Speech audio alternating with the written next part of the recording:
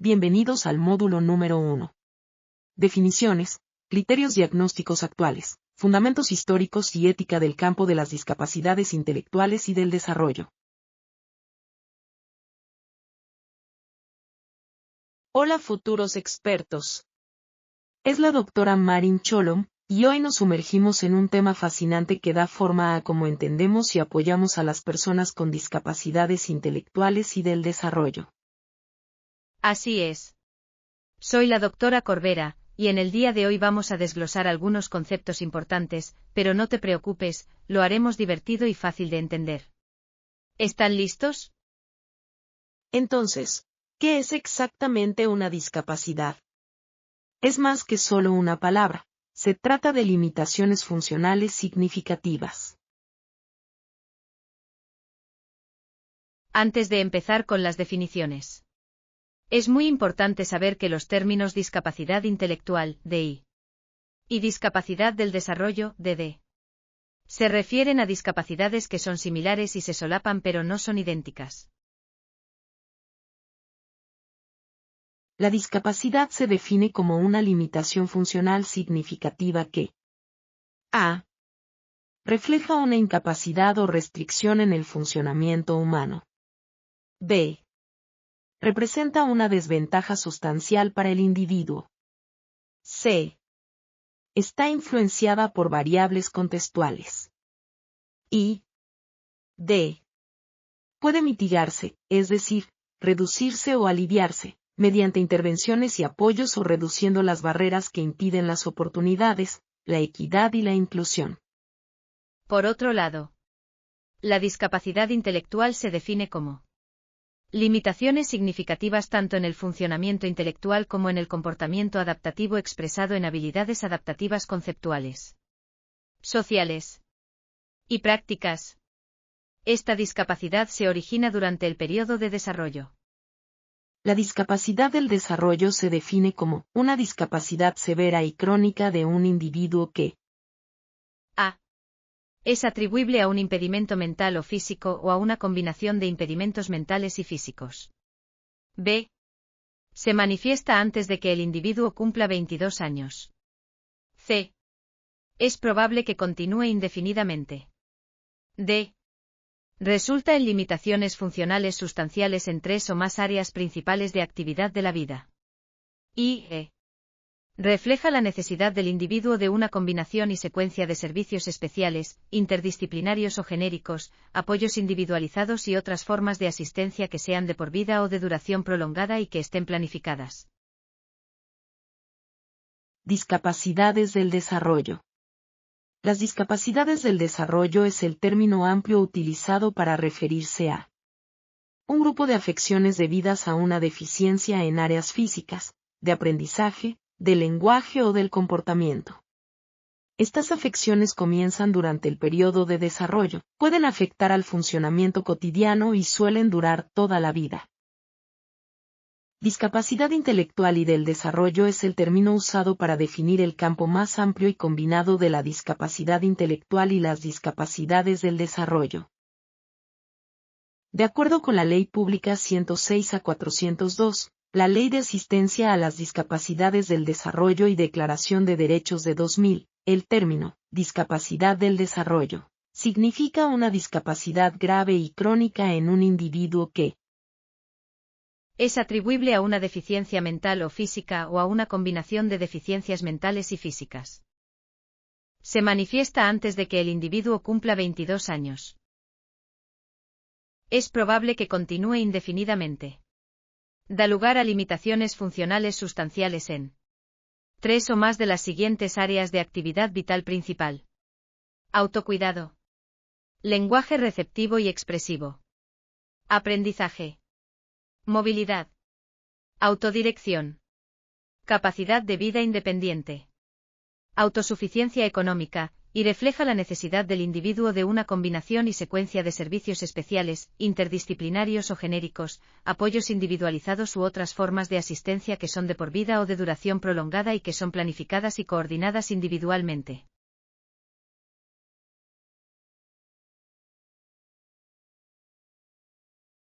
Es muy probable que haya aproximadamente 43.000 personas que viven con discapacidades del desarrollo en Connecticut, y estas se componen de personas que viven con discapacidades intelectuales, parálisis cerebral, epilepsia, autismo, sordera, ceguera, discapacidades psiquiátricas, trastornos por uso de sustancias y discapacidades físicas.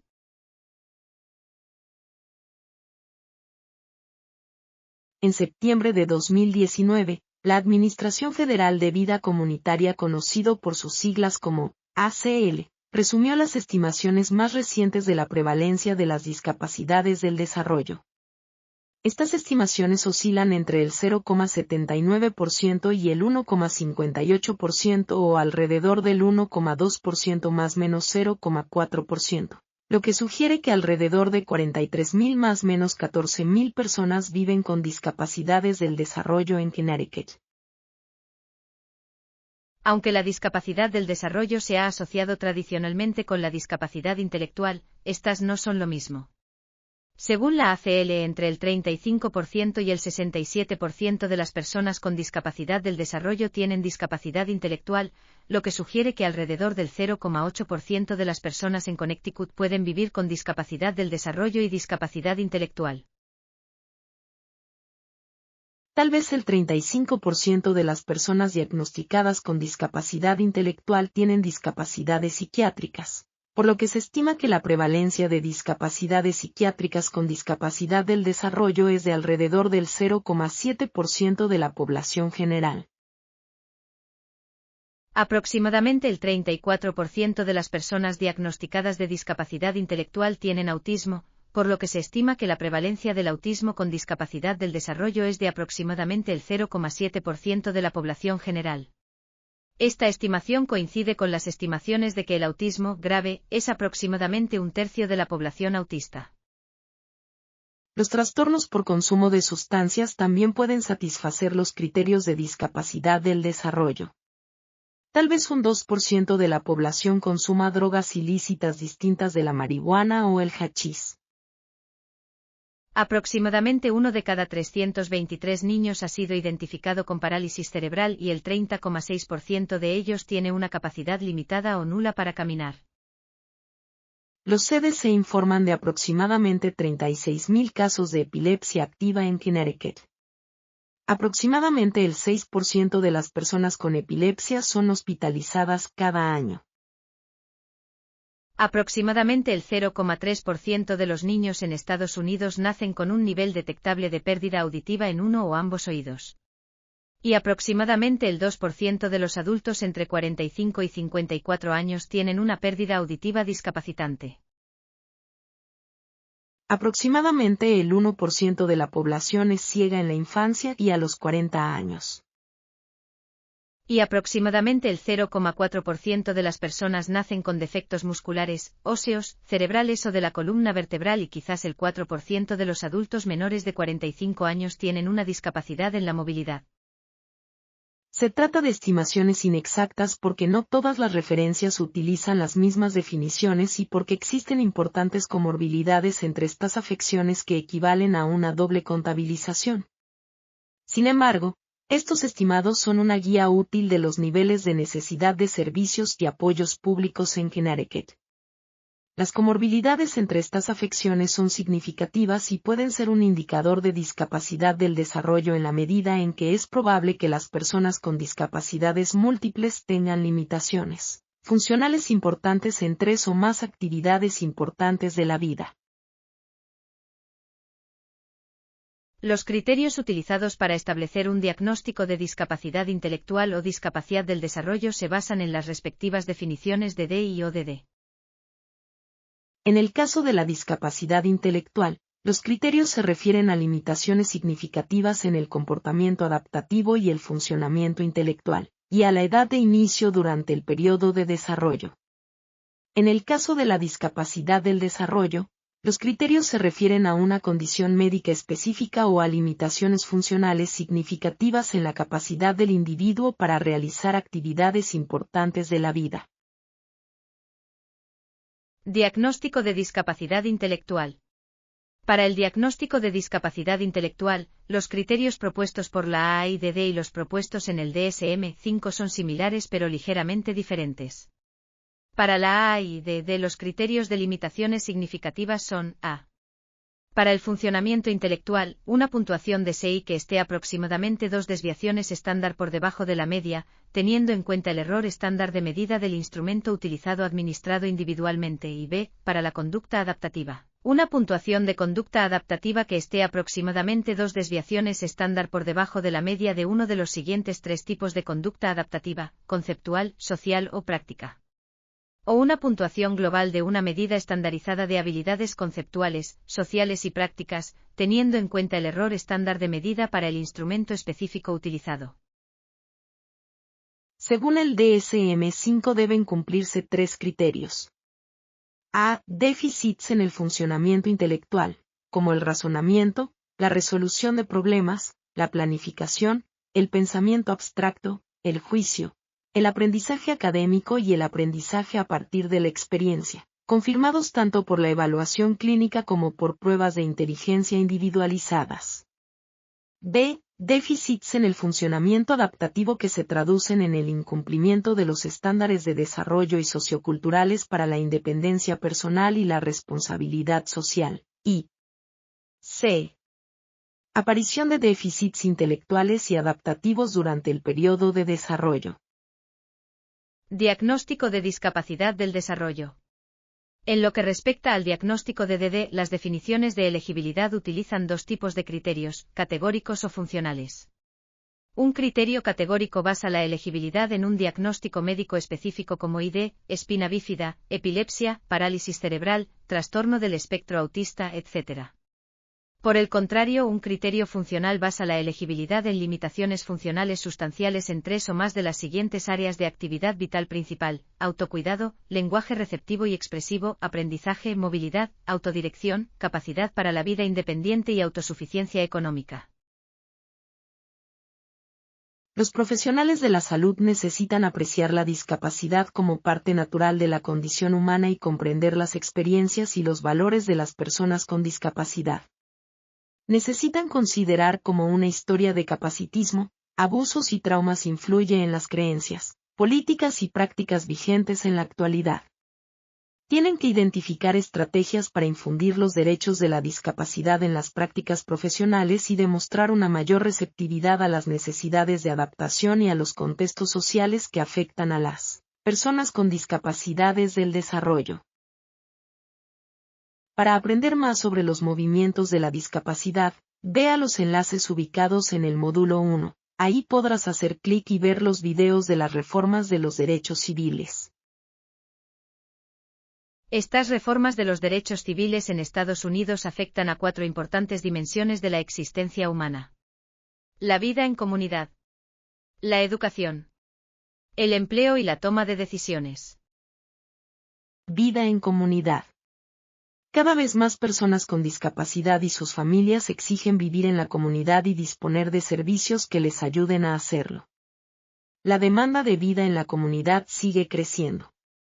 Las listas de espera para los servicios basados en el hogar y la comunidad han crecido exponencialmente, y muchas personas con discapacidades del desarrollo esperan décadas para recibir estos servicios. Luchan por salir de las instituciones o se ven obligadas a ingresar en entornos institucionales para recibir los servicios necesarios. Medicaid es la principal fuente de financiación de servicios y apoyos a largo plazo que ayudan a las personas con discapacidad a vivir en la comunidad. Desafortunadamente, Medicaid tiene un sesgo estructural hacia la atención institucional. Mientras que los programas estatales de Medicaid deben proporcionar servicios institucionales a cualquier persona elegible y que desee los servicios basados en el hogar y la comunidad son opcionales. Como resultado, casi 425.000 personas con discapacidades del desarrollo están en listas de espera para servicios basados en el hogar y la comunidad. Otro sesgo es que, a diferencia de la atención institucional, Medicaid solo pagará los servicios y no el alojamiento y la comida en entornos comunitarios. El acceso a una vivienda integrada asequible es, como resultado, a menudo una barrera importante para la vida en la comunidad para las personas con discapacidades del desarrollo.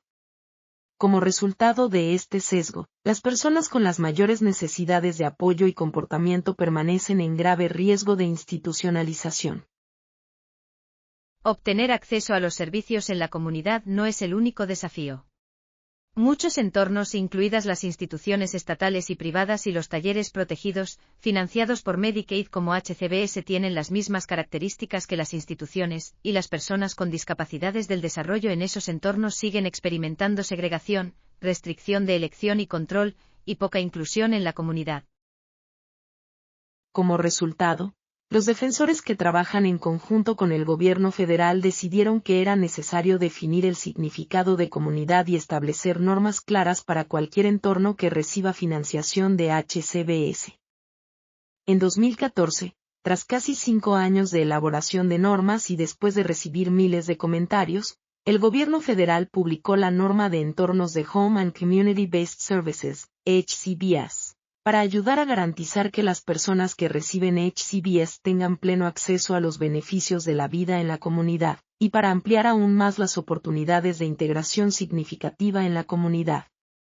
Cualquier entorno financiado por los HCBS debe ofrecer oportunidades para que los participantes se involucren en la vida comunitaria, controlen sus recursos personales, y busquen empleo y trabajen en entornos competitivos. En la actualidad, los estados están examinando de cerca sus sistemas de servicios para discapacitados, trabajando con los proveedores de servicios para garantizar que sus programas incorporen estas protecciones y derechos básicos para las personas con discapacidad, y ampliando las opciones para que las personas vivan y trabajen en entornos más independientes e integrados. Empleo e independencia económica. La vida en la comunidad debe incluir la igualdad de acceso a un empleo competitivo e integrado, lo que significa trabajar en un empleo típico, junto a compañeros sin discapacidad, en el que todos los trabajadores reciban el mismo salario y las mismas prestaciones. De hecho, uno de los objetivos de la ADA es ayudar a las personas con discapacidad a lograr la autosuficiencia económica, y el empleo competitivo e integrado es una parte necesaria de ese objetivo. Un empleo competitivo e integrado ofrece oportunidades para establecer relaciones significativas con personas sin discapacidad, así como oportunidades para obtener ingresos y hacer contribuciones valiosas a la sociedad.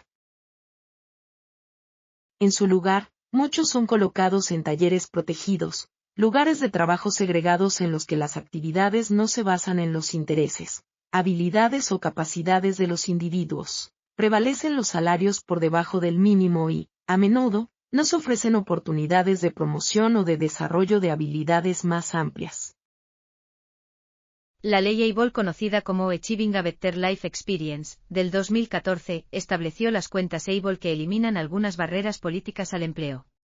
Muchas personas con discapacidad dependen de Medicaid para recibir servicios que a menudo no están cubiertos por el seguro de salud privado, pero la elegibilidad está restringida a aquellos con un cierto nivel de activos, lo que dificulta que otros persigan un empleo que los haría inelegibles para Medicaid. La ley ABLE permite a las personas con discapacidad ahorrar dinero en una cuenta especial para sufragar gastos relacionados con su discapacidad, que pueden incluir educación, vivienda, transporte, formación y apoyo al empleo, etc. Los activos de una cuenta ABLE están limitados por topes anuales y vitalicios, tienen algunas ventajas fiscales y no se tienen en cuenta a la hora de optar a programas condicionados a los recursos, como Medicare. Así pues, las cuentas ABLE ayudan a las personas con discapacidad a trabajar y ahorrar dinero, sin perder el acceso a servicios sanitarios críticos que solo están disponibles a través de Medicare. Tomando decisiones. Un principio clave del movimiento por los derechos de las personas con discapacidad es la autodeterminación. Tener elección y control sobre la propia vida.